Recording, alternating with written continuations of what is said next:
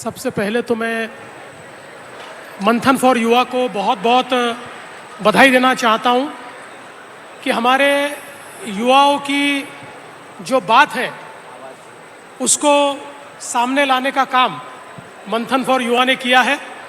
और ये जो सारे मेरे साथ बैठे हुए इनक्रेडिबल लोग हैं जिन्होंने अपने जीवन में युवाओं को प्रेरित किया है, इन सभी को इस मंच पर लाने का काम मंथन फॉर युवा ने किया है। और आपने एक बहुत अच्छा सवाल पूछा है कि व्यक्ति मुख्यमंत्री कैसे बनता है। वैसे तो हिंदी फिल्म में अनिल कपूर एक दिन के भी नायक बन जाते हैं, मुख्यमंत्री बन जाते हैं, लेकिन इतना आसान नहीं है। देखिए, इस देश में हमारे संविधान ने लोकतंत्र दिया है और इस लोकतंत्र की खूबी यह है कि जो देवेंद्र फडणवीस कभी ये भी नहीं सोच सकता था कि वो कॉरपोरेटर बनेगा, वो मुख्यमंत्री के पद तक पहुंचा, या गुजरात के रेलवे स्टेशन पर चाय बेचने वाला बच्चा देश का प्रधानमंत्री बन गया।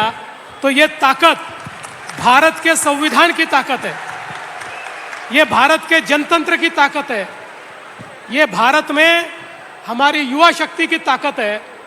और मैं ऐसा मानता हूं कि मेरे लिए भी ये जो सारी जर्नी है ये बिल्कुल कभी सोची नहीं इस प्रकार की जर्नी है, क्योंकि जब राजनीति में आया तो केवल विचारों से प्रेरित होकर आया था और उस समय जिस विचारों के साथ और जिस पार्टी में काम करता था लगता नहीं था कभी सत्ता भी आएगी।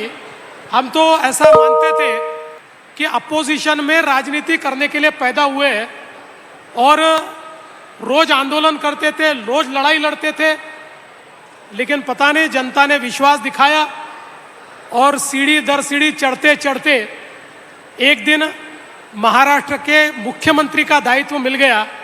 तो मैं आपको दावे के साथ कहता हूं, यहां बैठा हुआ कोई भी व्यक्ति अगर मन में ठान ले तो हमारा लोकतंत्र और हमारा संविधान उसको मुख्यमंत्री बना सकता है, कोई उसको रोक नहीं सकता।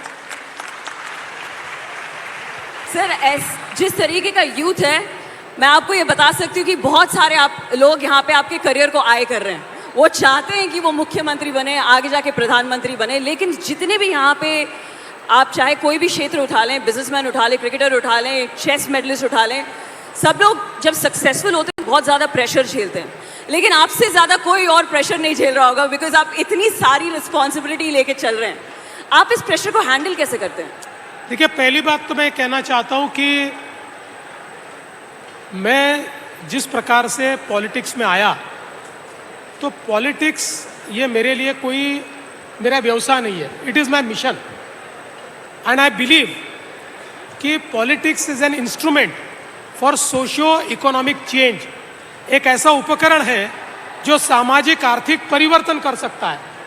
और इसलिए मेरी तो जो शुरुआत हुई, मैं 18 साल का था और जिस समय विद्यार्थी परिषद ने तय किया कि हमारे श्रीनगर के लाल चौक पर भारत का तिरंगा फहरता नहीं था और विद्यार्थी परिषद के हम 10,000 लोगों ने तय किया कि हम लोग जाएंगे और लाल चौक पर भारत का तिरंगा फहराएंगे।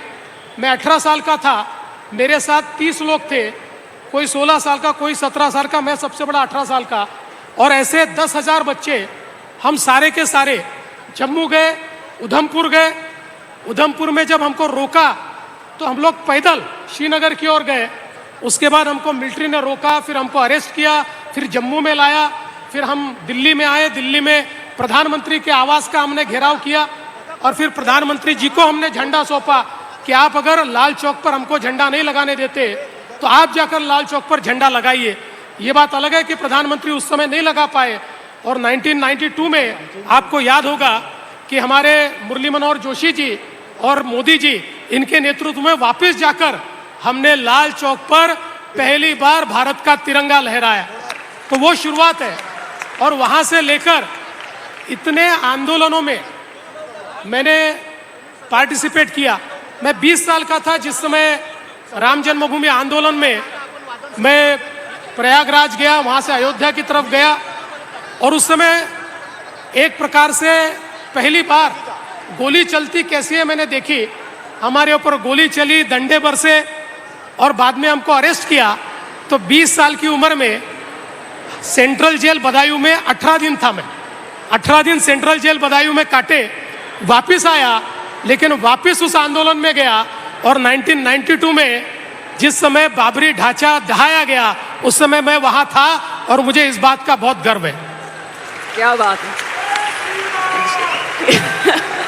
जब शुरुआत ऐसी है तो आपको प्रेशर हैंडल करना आ ही जाता है। प्रेशर की बात कर रहे हैं, तिलक वर्मा है हमारे साथ। तिलक,